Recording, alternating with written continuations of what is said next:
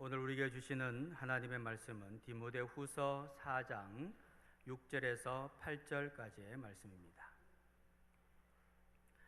디모데후서 4장 6절에서 8절까지의 말씀은 신약성경 346면에 있습니다. 디모데후서 4장 6절에서 8절까지의 말씀, 석절 말씀인데 우리 한 목소리로 함께 봉독하겠습니다. 전제와 같이 내가 벌써 부어지고 나의 떠날 시각이 가까웠도다. 나는 선한 싸움을 싸우고 나의 달려갈 길을 마치고 믿음을 지켰으니 이제 후로는 나를 위하여 의의 면류관이 예비되었으므로 주 곧 의로우신 재판장이 그날에 내게 주실 것이며 내게만 아니라 주의 나타나심을 사모하는 모든 자에게도니라. 아멘. 하나님께서 우리에게 불같은 성령을, 또 우리 영주교회에 불같은 성령을 내려주셔서 그 성령 충만함으로 말미암아 은사받고 하나님의 나라를 함께 이루어 나가기를 주님의 이름으로 축원합니다. 아멘. 귀한 찬양 감사합니다. 오늘은 우리가 창립 64주년을 맞이하면서 우리 원로 목사님을 초청을 했습니다. 귀한 말씀을 듣기를 원해서, 또 우리 영주교회에서 26년 동안 눈물로 또 땀으로 온 힘을 다해서 수고하신 우리 목사님의 말씀을 듣는 것이 가장 우리에게 유익이다는 생각이 들어서 목사님을 초청을 했습니다. 오늘 나오셔서 주의 나타나심을 사모하는 자라는 제목으로 말씀 전해주실 텐데, 나오실 때 사랑합니다 라는 마음을 담아서 박수로 환영하면 좋겠습니다. 목사님 나오시겠습니다. 감사합니다. 교회가 아주 활기가 있고 찬양이 넘치고 우리 이상현 목사님이 오셔서 교회가 이렇게 안정되고 훨씬 좋아져서 이상현 목사님 감사합니다. 예. 예. 감사한 거는 이렇게 쭉 한 바퀴 쳐다보니까 자기 앉는 자리에 다 앉아 계세요. 감사합니다. 오늘 우리 영주교회는 창립 64주년을 맞이했습니다. 창립 64주년이란 6.25 한국전쟁 휴전 64주년이라는 말과 같습니다.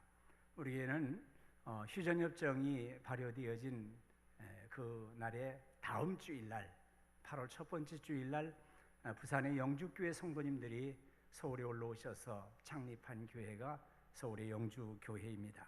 우리 교회는 민족의 아픈 상처를 치유하는 교회가 되었고 민족의 희망이 되었습니다. 우리는 전쟁의 폐허 위에 십자가를 높이 내걸고 민족의 등불이 되었고 꿈과 소망을 안겨주었습니다. 이제는 민족 복마와 통일을 위해서 크게 쓰임받는 교회가 되어야겠습니다. 창립기념주의를 맞이해서 교회가 무엇인가, 이 본질에 충실한 교회는 어떤 교회인지를 알아야 되겠습니다. 교회가 무엇입니까? 구약 성경에는 카할이라고 하는 말로 설명을 할 수가 있습니다. 이 카할이란 말은 부름받아 모인 공동체, 여호와의 총회입니다. 회막 앞에 이스라엘 12지파가 쫙 질서정연하게 모여 있는 그것을 여호와의 총회 카할이라고 불렀어요. 신약에서는 교회를 에클레시아라고 합니다. 에클레시아라는 말은 히랍에서 사용되어진 말인 것 다 알고 계시지 않습니까? 뭐뭇 안에서 밖으로 불러낸다 하는 그런 뜻이 있다고 그래요. 그래서 이 카할과 에클레시아를 가지고 교회라고 하는 말을 설명할 수가 있는 거죠. 하나님 앞에 모인 여호와의 총회요, 죄악 세상에서 구원의 자리로 부름받은 사람들이다 하는 그런 뜻을 가지게 되어집니다. 우리 교단은 21세기 대한예수교 장로의 신앙고백서라는 것이 있습니다. 여기에 교회를 정의를 합니다. 우리는 교회가 하나님의 백성이요, 이 세상에 현존하는 그리스도의 몸이요, 성령의 전임을 믿으며 성도의 교제 가운데 하나님이 임재하심을 믿습니다 라고 고백을 하고 있어요. 무엇입니까? 교회는 하나님의 백성들이에요. 교회가 무엇입니까? 하나님의 백성이에요. 그리고 예수 그리스도의 몸이 됩니다. 그리고 성령의 전입니다. 성부, 성자, 성령이 임재하시는 그러한 공동체가 바로 교회입니다. 교회는 비록 이 세상에 존재하지만 하나님의 나라에 속하여 있습니다. 교회가 어떤 곳입니까? 교회가 성경 공부를 하지만 학술단체가 아니에요. 교회가 열심히 사회를 봉사하지만은 봉사하는 NGO도 아니에요. 그리고 교회가 친교의 사명을 가지고 있지만은 무슨 지연이나 학연이나 이런 것 때문에 모여진 친교 동아리도 아니라는 말씀이죠. 오로지 하나님의 백성들이 하나님 아버지를 예배하고 예수님으로 말미암아서 구원받았고 성령의 인도하심 속에서 살아가는 사람들이에요. 예수님을 믿는다라고 하는 것은 생명의 문제입니다.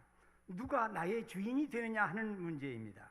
예수님이 나의 주인이 되시고 나는 주님과 동행하는 친구가 되게 하시고 그리고 성령의 인도하심을 매일같이 받는 거죠. 뭐를 조금 더 많이 알고 적게 알고의 문제가 아니에요. 교회를 조금 더 오래 다녔고 적게 다녔다는 그런 문제도 아니에요. 이건 하나님과의 문제예요. 하나님은 살아계시는 하나님, 현존하시는 하나님이에요. 하나님은 살아계시는 하나님이에요. 그래서 여러분들 올레 TV에서 신은 죽지 않았다, 신은 죽지 않았다라고 하는 영화가 1편, 2편 있는데 신은 죽지 않았다라고 하는 영화를 한번 보세요. 하나는 1,200원짜리고 하나는 2,500원짜리인데 돈 좀 내고 봐야 돼요. 그런데 설교 10편을 들은 것만큼의 은혜가 되어져요. 제목이 뭐라고요? 가서 봐요. 괜찮아. 에? 얼마나 가슴이 막 뭉클뭉클해지든지 좋아요. 우리 하나님은 살아계신 하나님, 현존하시는 하나님이에요. 하나님은 천지 만물을 말씀 한마디로 창조하시고 온 우주 만물을 운행하고 계세요. 하나님은 우리의 아버지요, 우리의 예배를 받으시고 계시는 하나님이에요. 옛날 아브라함의 하나님, 이삭의 하나님, 야곱의 하나님은 결코 죽은 자의 하나님이 아니고 산 자의 하나님이세요. 하나님은 어제나 오늘이나 영원토록 동일하신 하나님이에요. 하나님은 아브라함을 만나서 말씀하시고 대면하시던 하나님은 오늘 우리와 대면하시고 말씀해 주세요. 안 들으려고 하니까 문제죠. 옛날 모세를 불러 세우시던 하나님은 오늘 우리를 불러 세우시고 하나님 일을 하게 하신다 이 말이에요. 우리에게는 하나님이 계십니다. 우리를 위해서 십자가에 달려 돌아가신 주님이 우리와 함께 있습니다. 온 우주 만물을 창조하신 하나님이 우리의 하나님이에요. 나의 하나님이시라 이 말이에요. 그래서 저는 믿는 구석이 있습니다. 인생을 절대로 실패하지 않을 자신이 있습니다. 왜냐하면 나의 하나님이 계시기 때문이에요. 주님이 함께 하시고 성령님이 내주하고 계십니다. 자, 오늘 본문에 보면 주의 나타나심을 사모하는 모든 자야라는 말씀이 있어요. 우린 주님의 나타나심을, 다시 오심을 사모하는 사람들이에요. 주님이 다시 오셨으면 참 좋겠는데 우리 시대에 오실런지 안 오실런지 아버지만 아신다고 그랬으니까 우린 잘 몰라요. 그러나 우리 모든 사람들은 주님 앞에 서야 하는 날이 정말 얼마 남지 않았어요. 우주적인 종말, 역사를 심판하시고 우리 주님이 재림하시는 날은 하나님의 시간에 숨겨져 있지만은 우리 한 사람 한 사람의 마지막 죽음, 종말은 눈앞에 놓여 있습니다. 우리와 함께 신앙생활 하셨던 많은 성도님들이 먼저 하늘나라에 가셨어요. 여러 장로님들도 눈에 선합니다. 여러 교회 기도의 어머니로서 교회를 지켜오셨던 권사님들도 많이 하늘나라에 가셨어요. 85세에서 90을 넘어가는 사이에 크게 아프시면은 이거 순간 하나님이 부르시는 거구나 그렇게 생각하고 마음의 준비를 단단히 해야 돼요. 저는 요즘 천국을 사모하는 마음으로 가득 차 있습니다. 그래서 세상의 부귀영화 같은 것은 다 접었어요. 편안한 것, 잘 사는 것, 누가 좀 알아주는 것, 좀 더 멋지게 사는 것, 이런 건 다 분토와 같이 여깁니다. 오늘 하루하루에 감사하면서 살아갑니다. 그리고 주님과 동행하며 주님을 생생하게 느껴보려고 애를 씁니다. 저는 시간이 나면은 천국에 갔다 왔다고 하는 사람들의 간증이나 그런 책들을 많이 읽어보았습니다. 죽었다가 다시 소생한 사람들, 근사체험, 소위 임사체험한 사람들의 책도 많이 읽었어요. 우리나라에 나와 있는 책들은 시간이 많으니까 참 많이 읽었어요. 임사체험, 근사체험이라는 말은 영어로 Near Death Experience라고 그래요. 일본 사람 의사인 타치바나 타카시라고 하는 분이 임사체험이라고 하는 말을 처음 사용을 했는데 그것이 정착되어진 말이 됐어요. 1975년도 미국의 의사인 엘리자베스 퀴블러 로스라고 하는 분이 임사 환자들을 200명 정도를 다 상담을 하고 그러고서 죽는 순간이라고 하는 책을 썼어요. 죽는 순간 본인에게 죽음의 선고가 내려집니다. 운명하셨습니다. 이런 말을 자기가 생생하게 듣는 거예요. 운명하셨습니다라는 말을 본인이 들어요.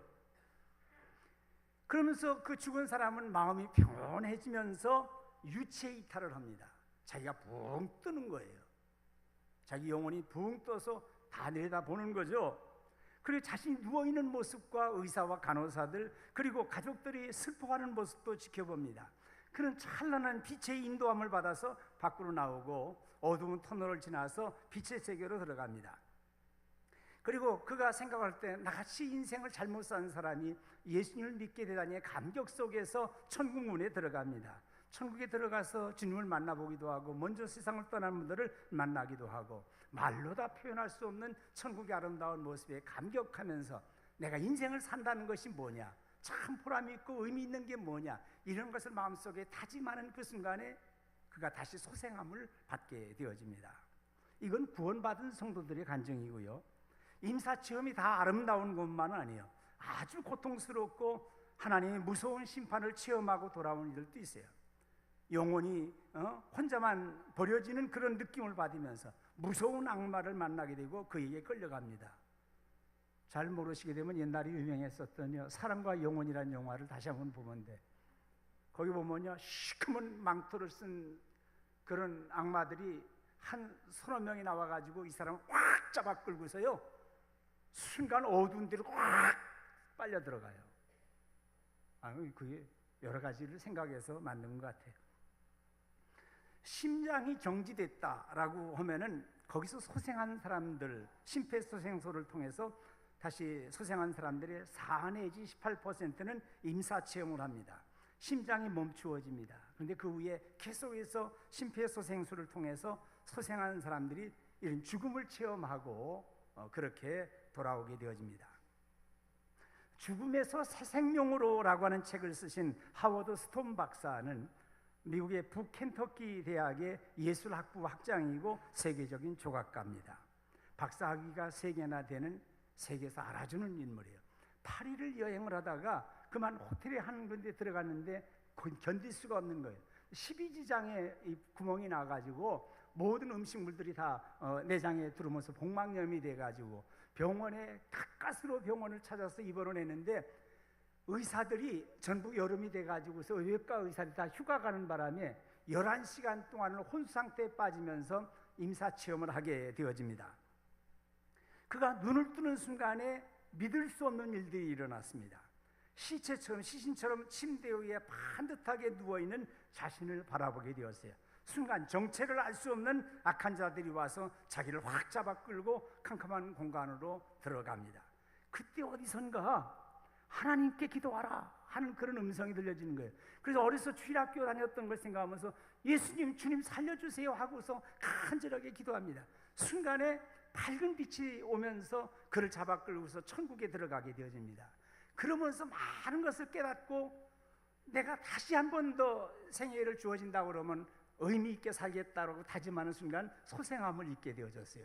그리고요, 그가 치료를 받고서 그 예술학부 학장을 다 버리고요, 다시 신학을 공부를 하고 현재는 오하이오에 있는 그리스도 시온연합교회 목사가 됐어요. 그 책을 쓴 건 왜 그러냐면은 자기가 간증해달라는 사람이 많은데 몸이 하나인데 감당할 수 있나요? 그래서 책을 써서 이 책을 보는 사람들로 하여금 다 예수님 앞에 돌아오라고 하는 그런 의미를 가지고 있었어요.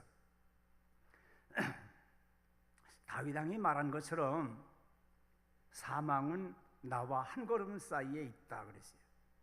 한 걸음 앞에 우리의 사망이 놓여 있다라는 거예요.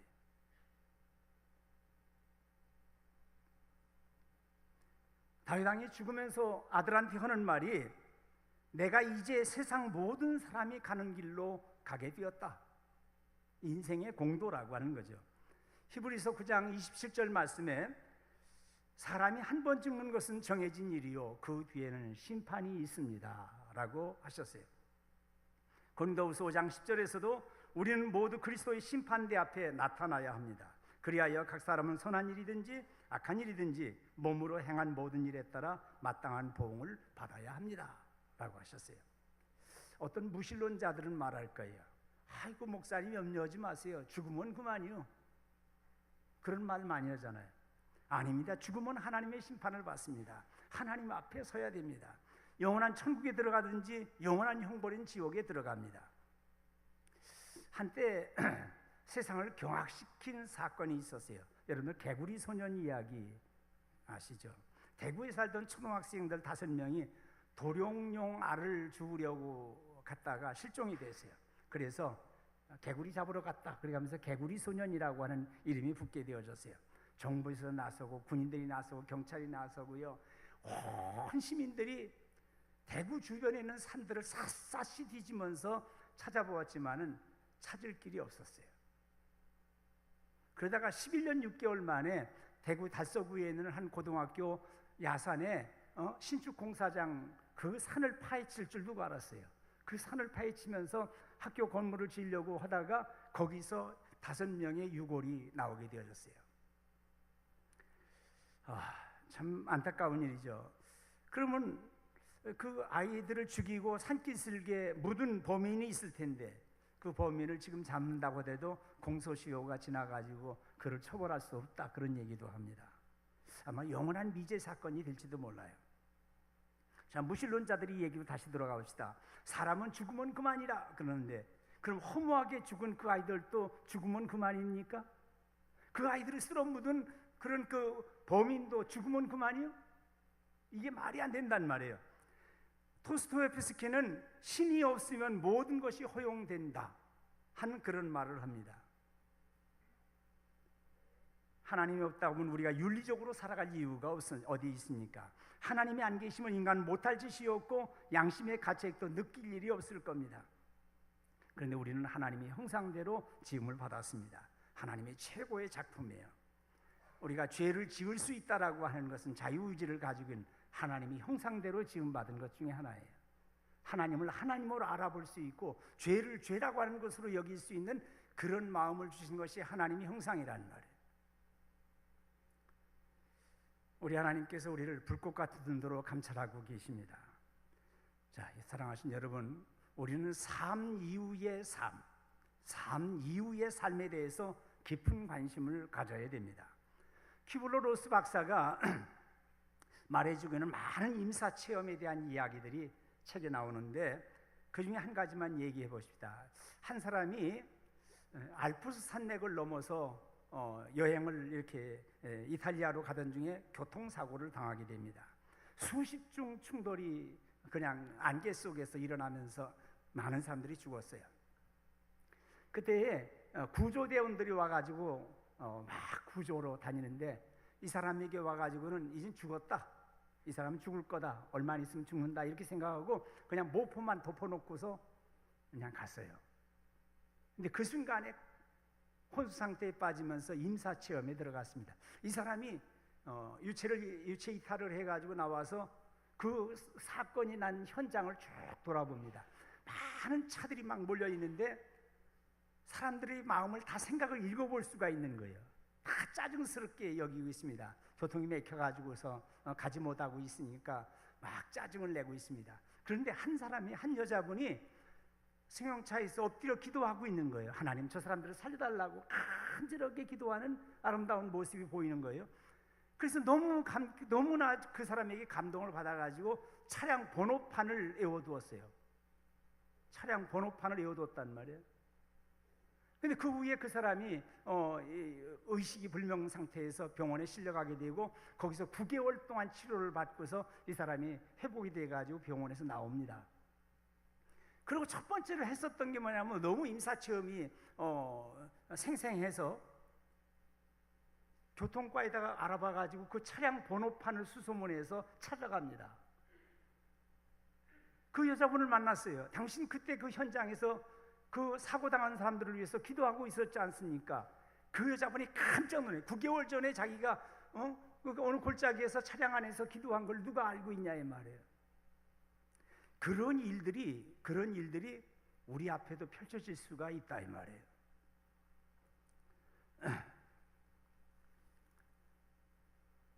우리 구원받은 성도들은 죽으면 우리 영혼이 하늘나라에 들어갑니다. 고린도후서 5장 1절 말씀, 땅에 있는 장막집이 무너지면 하나님께서 지으신 집, 곧 사람의 손으로 지은 것이 아니라 하늘에 있는 영원한 집이 우리에게 있는 줄 압니다 라고 하셨어요. 고린도전서 15장 44절에 육의 몸으로 심고 신령한 몸으로 다시 살아나나니 육의 몸이 있은즉 영의 몸도 있느니라, 그렇게 말씀하셨어요.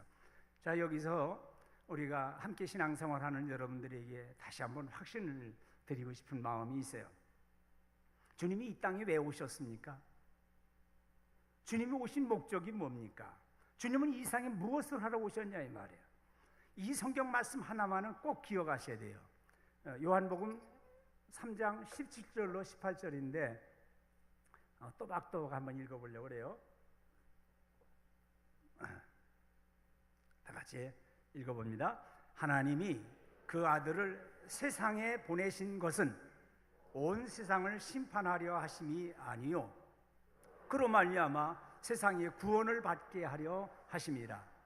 그를 믿는 자는 심판을 받지 아니하는 것이요 믿지 아니하는 자는 하나님의 독생자의 이름을 믿지 아니하므로 벌써 심판을 받았느니라. 아멘. 여기 보세요. 주님이 이 세상에 오신 것은 이미 하나님은 다 심판을 해놓고 계신 거예요. 그런데 우리를 심판하려는 게 아니라 아들 예수님을 말미암아 구원받게 하시고 예수님을 믿지 않은 사람은 이미 심판이 임하여 있다 이 말이에요. 오늘 본문에서는 전제와 같이 자기를 드렸다 그렇게 얘기합니다. 전제라는 것은 관제라고도 그럽니다. 예전에 관제라고 하는 말이 많아요. 그래서 관제, 머리 위에다 붙는 것처럼 붙는다고 그래서 관제라고 그랬어요. 번제물 위에나 속죄제물 위에다가 마지막으로 포도주를 부어드리면서 제사를 마치는 제사가 전제, 관제라고 그랬습니다. 사도 바울은 그의 모든 진액을 쏟아서 전제로 드리고 있습니다. 나의 떠날 기약이 가까웠도다 그래서 떠난다고 그랬어요. 죽음이 임박한 것을 예견하면서 여기 떠난다라고 하는 떠날 기약이, 떠난다는 말은 배가 정박했으면은 로프를 묶어 놓지 않습니까? 로프에다 묶어 놓는데 그 로프를 푼다는 말이고 장막을 거둔다라고 하는 말이 떠난다는 말이에요. 우리는 항해를 하기 위해서 로프를 풀어야 되고 장막을 거두어야 되는 날이 오게 되는 것이죠. 사랑하신 여러분, 선한 싸움을 싸워야 합니다. 달려갈 길을 마치십시오. 믿음을 지키십시오. 주의 나타나심을 사모하는 성도들에게 의의 면류관, 생명의 면류관, 영광스러운 면류관이 주어집니다. 제가 설교를 준비하면서 여러 책들을 한 서너 달 정도 읽은 것 같아요. 그런데 그 중에서 C.S. 루이스라고 하는 사람이 천국과 지옥이라고 하는 두꺼운 책을 썼어요. 다 읽어봤는데 한 정말 감동받은 성경 구절이 하나 있어요. 그게 시편 16편 11절이에요. 여러분들 이 세상에 기쁨이 꽤 있습니다. 이 세상에 기쁨이 얼마만큼이냐?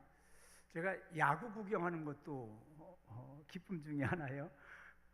고척 스카이돔에 저 외야석 저 끝으로 가보면 비지성석이 있는데 주중 경기는 3,000원이요. 경로들 괜찮죠? 얼마나 시원하고 멋있는지 몰라. 그럼 뒤에 가서 시원하고 있다가 즐겁게 돌아오게 돼요. 세상 재미도 있어요. 가정을 가지면서 아이들을 키워가면서 부부가 만나서 참 재미있게 살았어요. 세상에 보면 여행하는 즐거움도 있었어요. 그러나 이 세상에는 모든 즐거움, 모든 그런 좋았던 감정을 다 잠재울 수 있는 그런 모든 것과 비교할 수 없는 큰 기쁨이 있다 이 말이에요. 이제 성경 말씀을 정확하게 읽어봅니다. 다 같이 읽어봅니다. 주께서 생명의 길을 내게 보이시리니 주의 앞에는 충만한 기쁨이 있고 주의 오른쪽에는 영원한 즐거움이 있나이다. 도대체 표현할 길이 없어서 그냥 충만한 기쁨이라고 그랬고요. 즐거움인데 표현할 길이 없어서 영원한 즐거움이라고 한 거예요. 세상과는 비교할 수 없는 기쁨이에요. 천국에 시집도 안 가고 장가도 안 간다고 그러는데 그런 것이 도저히 생각이 안 날 만큼의 더 신령한 기쁨이 있다 이 말이에요. 우리 아버지 집에 거할 곳이 많습니다. 우리를 위해서 천국이 예비되어 있어요. 아프리카의 말라위 공화국의 블랑띠르에 가면은 리빙스톤 기념관이 있습니다. 리빙스톤 기념관의 유리창에는 리빙스톤이 남겨줬던 여러 가지 말들이 새겨져 있습니다. 그 중에 하나님 나라에 관계된 것이 아닌 한 무엇을 소유하든지 거기에 가치를 두지 않으며 소유하겠다는 기대도 않으리라. 그렇게 다짐합니다. 그도 사도 바울과 같이 하나님 나라를 위해서 다 쓰고 다 사용하고 소진하고 가겠다고 다짐합니다. 목숨이요 내 목숨이 아닙니다. 우리의 시간 물질도 내가 주인이 아닙니다. 내 것이 아닙니다. 다 쓰고 가셔야 돼요. 주님을 위해서 써야 됩니다. 제가 평소에는 목자교회를 나가요. CTS 방송국의 초교파로 은퇴하신 목사님들을 위해서 모이는 교회인데 한 200명 정도 모이는 교회예요. 그런데 목사님들 가정에 한 200명 정도 모이니까 좋아요. 성가대를 봉사를 하는데 우리 찬양대 같이 봉사했던 우리 교단 목사님 한 분이 지난 주간에 돌아가셨어요. 근데 그분이 돌아가시기 전에 우리 찬양대원들한테 뭐라고 얘기하면 여름에 이렇게 가다마이를 다 입고서 찬양하기가 좀 어려우니까 와이셔츠 바람에 그냥 찬양을 하십시다. 그런데 와이셔츠 다 색깔이 다르면 그것도 곤란하니까 자기가 그 차이나식 비슷하게 되어 있는 크로시 셔츠라고 하는 성직자들이 간이적으로 입는 그런 크로시 셔츠가 있는데 그거를 맞춰드리겠습니다. 그래서 다 재고 맞췄어요.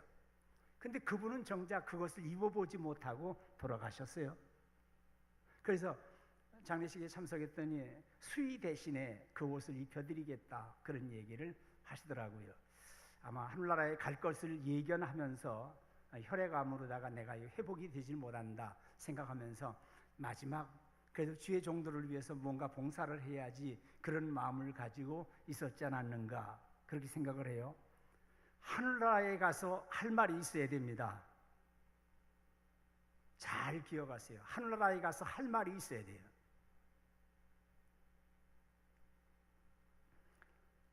우리는 살아가는 동안에 스스로에게 물어봐야 됩니다. 지금 이 모습이 진정 내가 원하는 삶이었는가?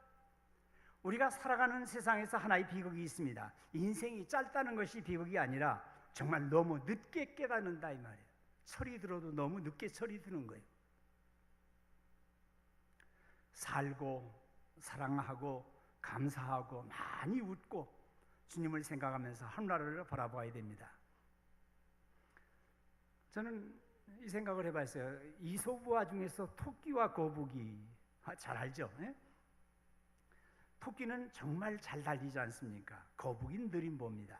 토끼가 거북이를 만날 때마다 놀려줍니다. 느림보 느림보 이러니까 거북이가 화가 났어요. 자기를 느림보라고 그러니까. 그래가지고 야 우리 한번 내기하자. 누가 이기는지 보자. 저 산꼭대기까지 누가 먼저 가는지 한번 내기를 하자. 그래서 경주를 하게 됐다잖아요. 토끼가 한참 먼저 달려가다 보니까 뒤를 돌아보니까 거북이가 아직도 출발선에서 엉금엉금 기고 있단 말이에요. 이 나무꾼 나라에서 조금만 쉬었다가도 달려가면은 충분히 내가 이길 수 있다 생각을 하고 나무꾼 밑에서 잤다잖아요. 정말 잠에 들어오고 말았어요. 그래서 거북이한테 진 거죠. 여러분들 잘 생각해 보세요. 우화입니다. 우화. 그런데 토끼는 무엇을 보고 있었습니까? 거북이. 느림보 거북이를 보고 있는 거예요. 나는 너보다 잘 뛰어. 너는 나와 상대가 되지를 않아. 나는 외모도 잘생겼어. 나는 대학원도 나왔어. 나는 박사학위도 있어. 내가 집이 몇 채쯤인데 나는 괜찮게 산다고. 너쯤이야 상관도 없어. 이러고 오만하고 자신만만했다 이 말이에요. 그러니까 진 거예요. 그런 사람은 하늘나라에서 지는 거예요. 여러분들 거북이는 무엇을 보았습니까?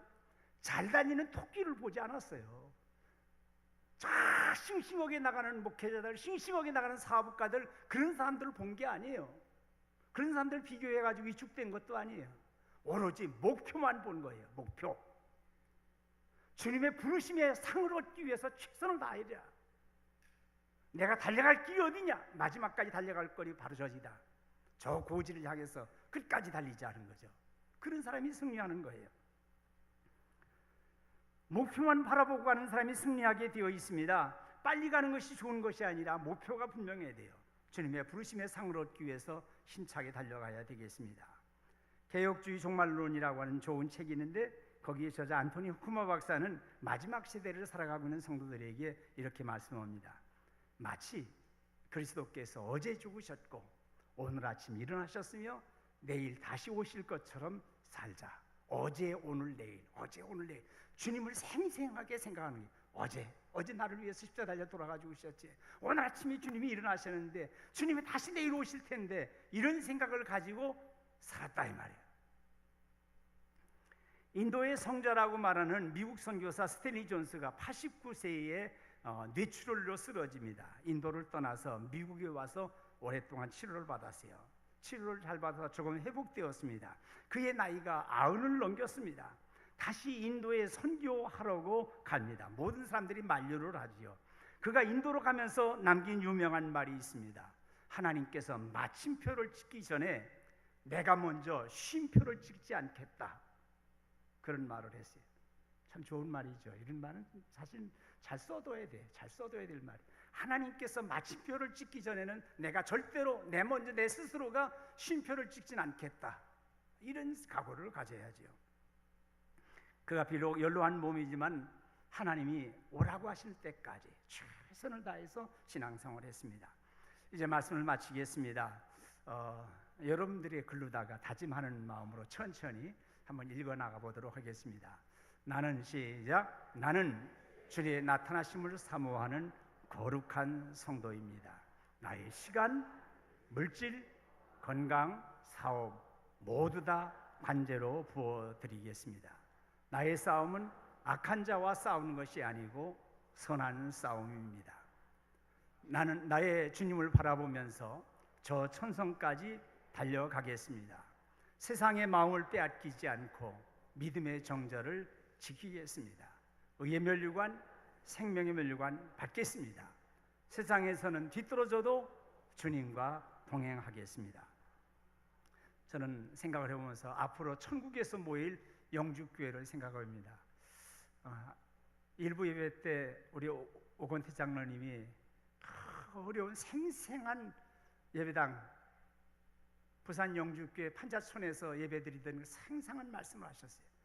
아마 그때부터 시작되어진 영주교회 성도들이 하늘나라에 가서 다 모이게 될 때 아마 하나님께서 영주교회 출신들 모여가지고 찬양 좀 하라고 불러 모으게 되면은 그때 여러분들 그 자리에 있으셔야 돼요.